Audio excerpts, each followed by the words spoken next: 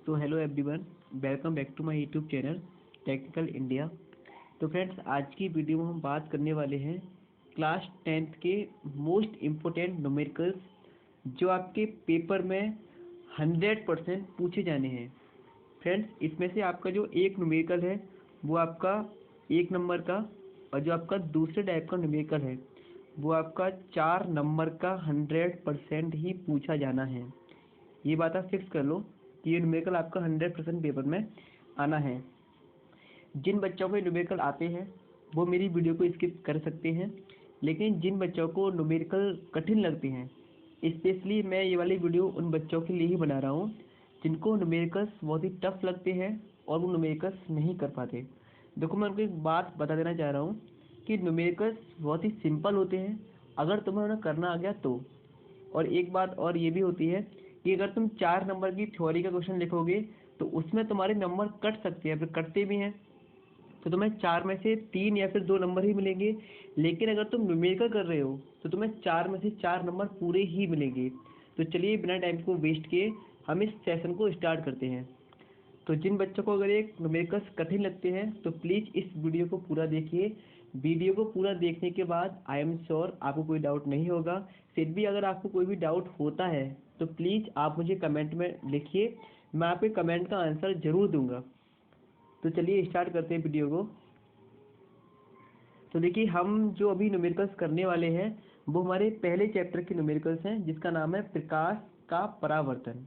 ठीक है, तो बेसिकली प्रकाश के परावर्तन में हम दर्पण को पढ़ते हैं, क्योंकि प्रकाश का परावर्तन दर्पण से होता है और प्रकाश का अपवर्तन लेंस से होता है, जो हमारा सेकंड चैप्टर है। ठीक है, तो बेसिकली आज हम दर्पण वाले न्यूमेरिकल को देखने वाले हैं। तो अभी हम ये देखते हैं, बच्चों को बहुत कन्फ्यूजन होता है इन चीज़ों में कि अवतल दर्पण में क्या चीज़ पॉजिटिव होती है और क्या चीज़ नेगेटिव होती है।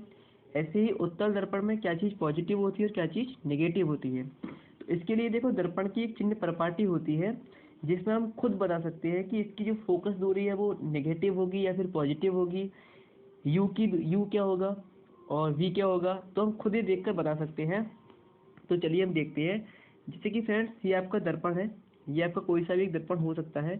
इसको हम अवतल मान सकते हैं या फिर इसको हम उत्तल मान सकते हैं। अगर हम इसकी इस वाली सरफेस पर पॉलिश कर दें तो ये हमारा अवतल दर्पण बन जाएगा। अभी हमारा दर्पण कौन सा है? अवतल दर्पण। अगर हम इसकी अंदर वाली साइड पर पॉलिश करते हैं, इस वाली साइड पर, तो अभी ये कौन सा बन जाएगा? हमारा उत्तल दर्पण। ठीक है, तो यहाँ तक आपको कोई डाउट नहीं होगा। तो अवतल उत्तल कोई सा भी दर्पण हो सकता है। तो पहला पॉइंट आपको ये याद रखना है, आप इसको कॉपी पेन से नोट भी कर सकते हैं कि प्रकाश की किरण की दिशा। अब देखो, यहाँ पर प्रकाश की किरण की दिशा हमारी ये वाली है। तो पॉइंट मैं बोल रहा हूँ, सुनिए ध्यान से। प्रकाश की किरण की दिशा के विपरीत मापी गई सभी दूरियां ऋणात्मक होती हैं। अगर हमारी प्रकाश की किरण की जो डायरेक्शन है वो ये वाली है, इसके विपरीत हम कोई सी भी दूरी को अगर मेजर करेंगे तो वो दूरी हमारी कैसी होगी? नेगेटिव। हमारी प्रकाश की डायरेक्शन अभी ये वाली है, तो इसके विपरीत अगर हम कोई सी भी दूरी को मेजर करेंगे तो वो कैसी होगी? नेगेटिव होगी। अगर हम इसी दिशा में मेजर करेंगे तो वो पॉजिटिव होगी।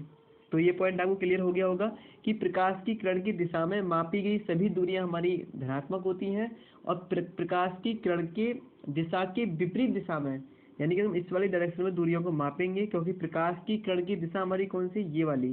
तो इसके विपरीत अगर हम मापेंगे तो वो कैसा होगा? हमारा नेगेटिव।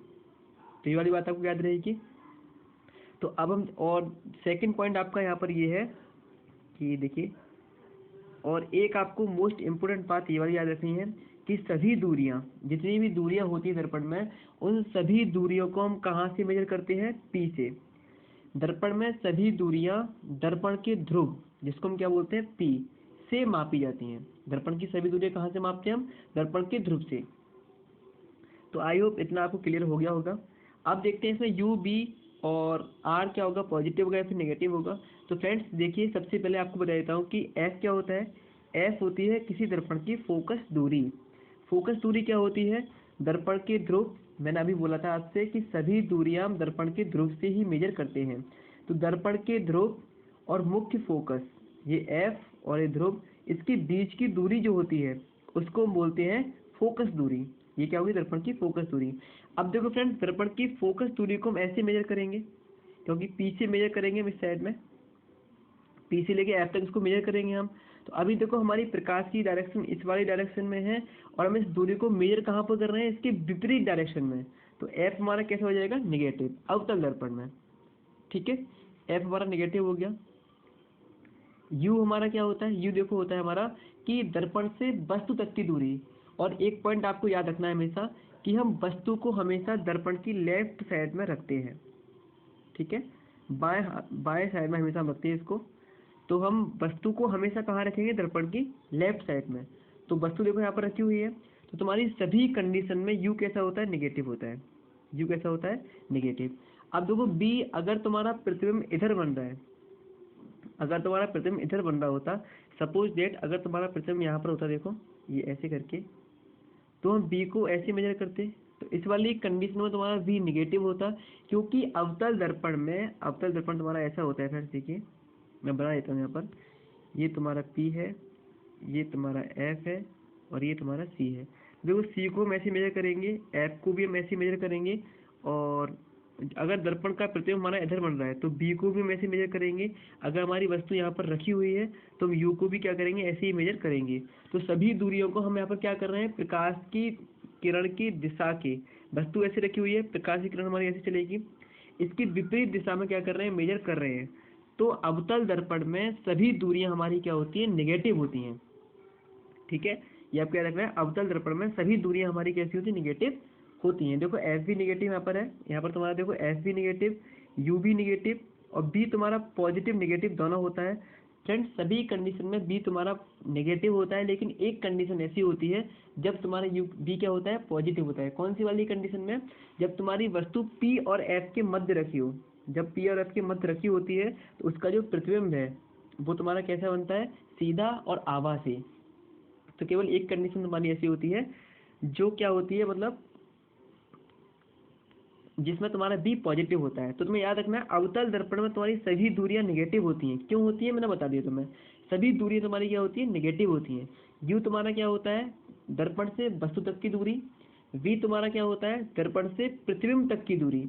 ठीक है फ्रेंड्स, और अगर हम दूसरी बात तुम्हारी ये होती है, अगर हम किसी भी दूरी को अगर हम मुख्य अक्ष के ऊपर मेजर कर रहे हैं, ठीक है, अगर हम मुख्य अक्ष के ऊपर उसको मेजर कर रहे हैं तो वो पॉजिटिव होगी, अगर हम नीचे मेजर कर रहे हैं तो वो नेगेटिव होगी।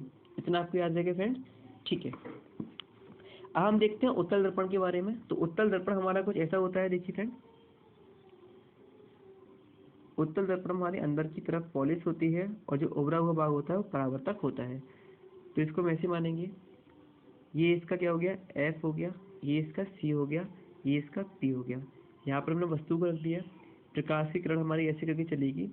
अब देखो फ्रेंड्स, यहाँ पर अगर हम एफ को मेजर करेंगे, यानी कि फोकस दूरी को, तो हम इस डायरेक्शन में मेजर करेंगे।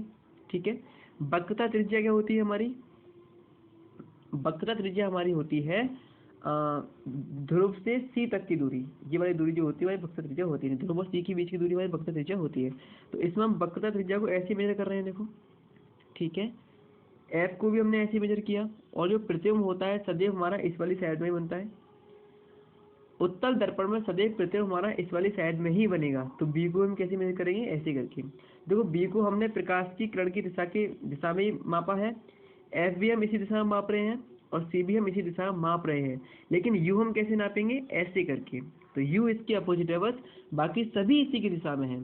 तो सभी इसी की दिशा में होने की वजह से सभी वैल्यू हमारी कैसी हो जाएंगी, पॉजिटिव। बस यू की वैल्यू क्या होगी हमारी, यहाँ पर देखो, तो यहाँ पर देखो हम देखते हैं सभी वैल्यू हमारी क्या होगी, देखिए फ्रेंड्स।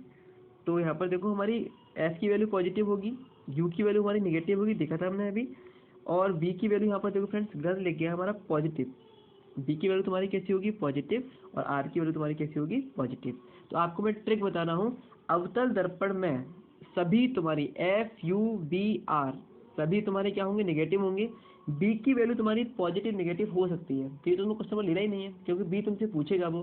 तो हमें याद रखना है कि अवतल दर्पण के लिए एफ यू आर सभी नेगेटिव होते हैं, और उत्तल दर्पण में सभी पॉजिटिव होते हैं, बस यू को छोड़ के।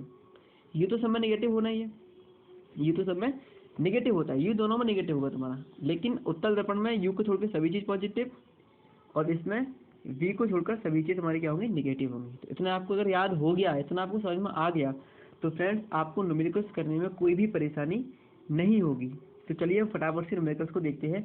अगर आपको इस कंसेप्ट में इसके बाद भी अगर कोई भी डाउट हो तो प्लीज़ आप मुझे कमेंट में बताइए।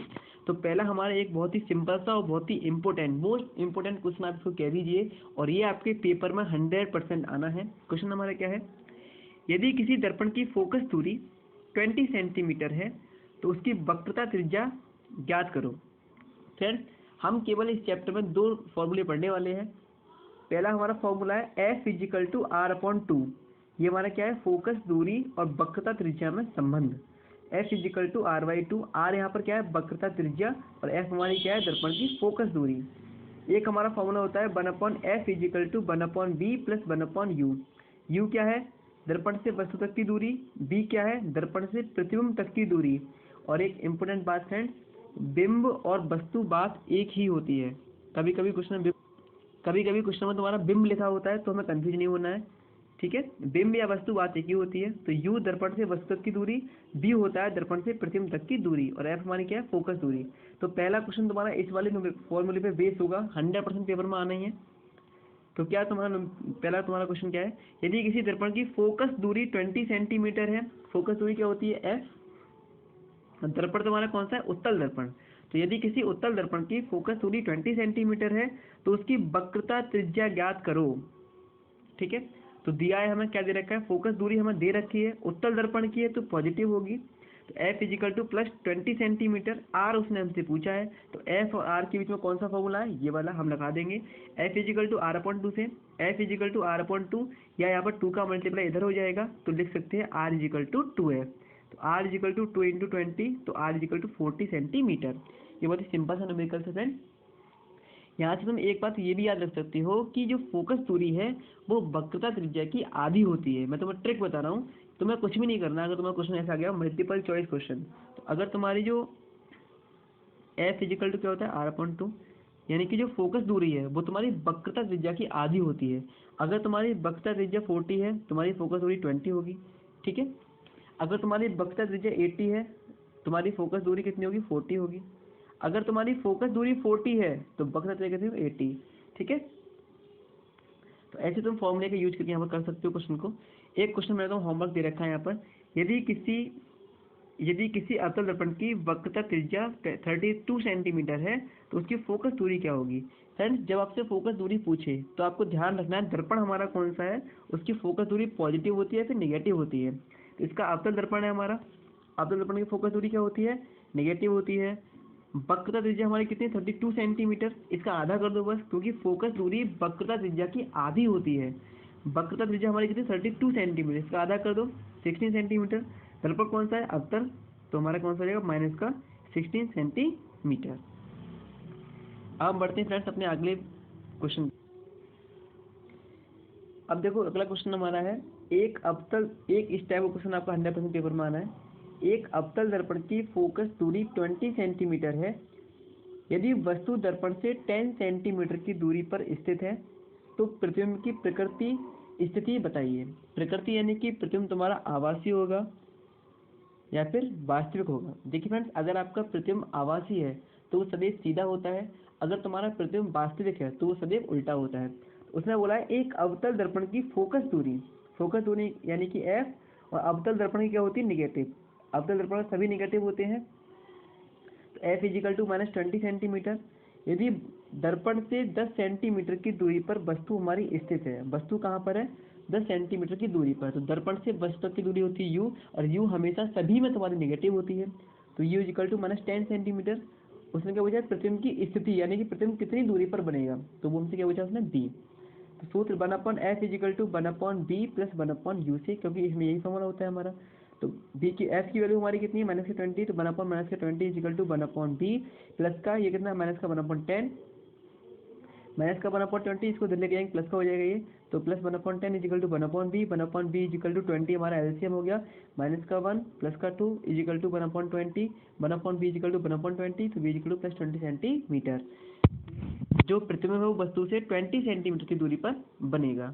अतः प्रतिबिंब दर्पण से 20 सेंटीमीटर की दूरी पर बनेगा, और वो कैसा होगा, आभासी व सीधा, क्योंकि बी की वैल्यू क्या है, पॉजिटिव। अगर तुम्हारे अवतल दर्पण में बी की वैल्यू पॉजिटिव आ रही है, तुम्हारा दर्पण क्या होगा, आभासी ही होगा, क्योंकि वो एक कंडीशन होती है बस पी और एफ वाली, ध्रुव और फोकस के बीच में जब वस्तु रखी होती है तभी तुम्हारा प्रतिबिंब वहाँ पर बनता है। अदरवाइज सभी कंडीशन में तुम्हारा वी की वैल्यू नेगेटिव होगी। अगर तुम्हारी वी की वैल्यू नेगेटिव है तो तुम्हारा प्रतिबिंब उल्टा होगा और वास्तविक होगा, ठीक है। पॉजिटिव है तो सीधा और आभासी। अगला क्वेश्चन देखते हैं फ्रेंड जल्दी से। 30 सेंटीमीटर वक्र त्रिज्या वाले अवतल दर्पण से 10 सेंटीमीटर की दूरी पर कोई बिंब रखा है, प्रतिबिंब की स्थिति ज्ञात करो। अब ये क्वेश्चन थोड़ा सा इसका एडवांस लेवल का है, तो इसमें से तुम्हारा एक क्वेश्चन 4 नंबर का 100% आना है, बेफिक्र रहिए आप। तो अब उसने हमें क्या दे रखा है, 30 सेंटीमीटर वक्र त्रिज्या वाले अवतल दर्पण से 10 सेंटीमीटर की दूरी पर कोई बिंब रखा है। तो 30 सेंटीमीटर वक्र त्रिज्या यानी कि आर की वैल्यू हमको दे रखी है, आर इक्वल टू माइनस का 30 सेंटीमीटर, क्योंकि क्या है हमारा अवतल दर्पण है, इस वजह से। अवतल में सभी निगेटिव होते हैं, उत्तल में सभी पॉजिटिव होते हैं, और यू तुम्हारा सब में निगेटिव होता है, ठीक है। यू की वैल्यू तुम्हारी कितनी, माइनस का 10 सेंटीमीटर। अब भी उसने हमसे पूछा है, तो जब भी फ्रेंड तुमसे वो अगर यू वी अगर तुम्हारा कहीं आ रहा है तो एफ तो उसमें होगा ही होगा, क्योंकि हमारा फॉर्मूला ही होता है ये, 1/f इजिकल टू, तुम्हारा फॉर्मूला होता है 1/f is equal to 1/b plus 1/u। अब दे रखा है हमारा आर इजिकल टू माइनस का 30 centimetre, U is equal to minus का 10 सेंटीमीटर, और बी हमसे पूछा है। तो पहले हम इसको एफ निकालेंगे, तो एफ इजिकल टू, तो पहले हम r जो हमें दे रखा है उससे हम f को निकालेंगे और फिर हम अपने फॉर्मूले को यूज करेंगे। तो f इजिकल टू हमारा फॉर्मूला होता है r/2, r की वैल्यू दे रखी है, तो f इजिकल टू माइनस का 30/2, तो f इजिकल टू माइनस का 15 सेंटीमीटर। अब हमारे पास f की वैल्यू है, u की वैल्यू है, b हमको निकालना है, तो यहाँ पर हम फॉर्मूला यूज कर सकते हैं 1/f is equal to 1/b plus 1/u। f की वैल्यू कितनी है, माइनस की 15 सेंटीमीटर,